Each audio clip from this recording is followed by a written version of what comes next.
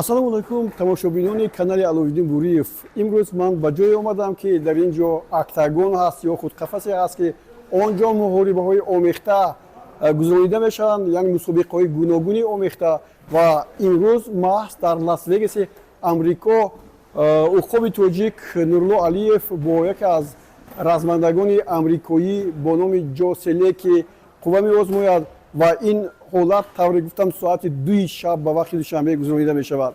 Аз ҳамин хотир инҷо омадам ки аз навигариҳои ин мусобиқа ба шумо ҳарф занам ва шумо моро бишнавед.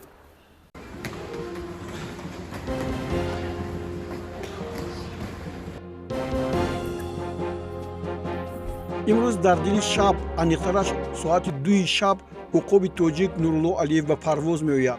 ӯ нишон хоҳад дод ки варзишгарони тоҷик чӣ гуна метавонад UFC-ро ба ҳайрат оранд. ҳарифи ӯ Ҷо Селеки амрикоӣ ки ҷиу-ҷитсуи бразилиягиро хуб медонад, метавонад дар муқобили Нурло Алиеви ҳамакора ба маънои дигар универсал онро кор фармояд? ҳеҷ гоҳ касе ба ин бовар надорад. Нурло Алиев чун барқ медурахшад ва чун уқоб дар лаҳзаи аз ҳама мусоид чанголашро ба рақим мезанад ва ӯро зери пои худ мегирад.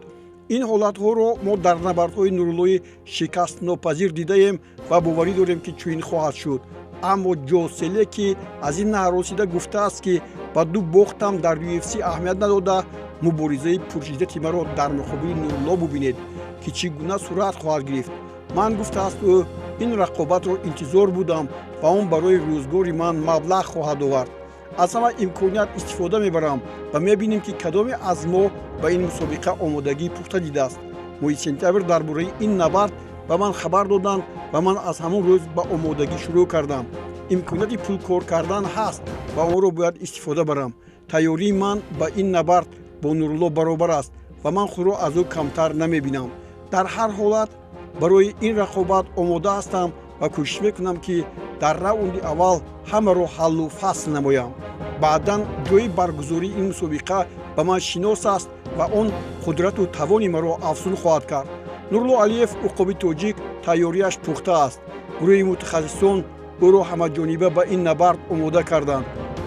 мураббии бокс Артём Кузьминов аз нигоҳи фаннӣ зарбаҳои ӯро дақиқ кардааст. Фоиқ Маҳмадов услубҳои дифоъро ба ӯ омӯхтааст. Саид Сафаров дар муҳориба ва ҳуҷум Нурлоро сайқал додааст. Машҷари ӯро услубҳои стратегия ва тактикаро омӯзонидааст. ӯ мегӯяд тайёрем ва моро пешвоз гиред. аз ҳама муҳимаш он аст ки Нурло на ба қатори 15 беҳтарин разманда дохил мешавад, балки парчами Тоҷикистонро боло мебардорад. роҳбари UFC Дана Уайт дар бораи Нурло Алиев иброз кардааст ки дар вазни сабук дар UFC нафаре пайдо мешавад ки ӯро мағлуб кардан ниҳоят душвор аст ва шумо дар куҷоед? биёед ин набардро тамошо кунед. соати 2 ба вақти душанбе дар Лас-Вегаси амрико Нурло Алиев дар муқобили Ҷо Селеки амрикоӣ вориди набард мешавад. чемпиони дукратаи ҷаҳон оид ба санъати муҳорибаҳои омехта ё MMA ва чемпиони Осиё Қосим Сардоров узви дастаи мунтахаби Тоҷикистон дар бораи ин набарди Нурло Алиев чунин гуфт.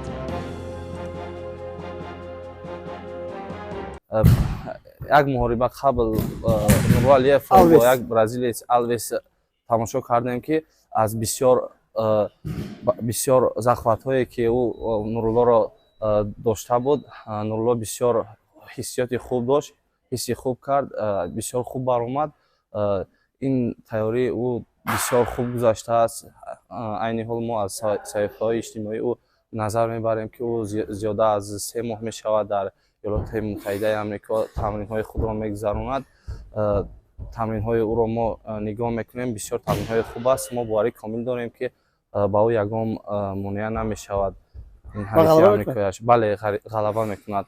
ман фикр мекунам ки дар дуюм раунд Нурло Алиев ӯро бо тариқи ТКО, яъне пеш аз муддат, яъне буғӣ кардану таслим шудан, ё буғӣ мекунад ё ин ки бо тариқи ТКО таслим мекунад соперникашро.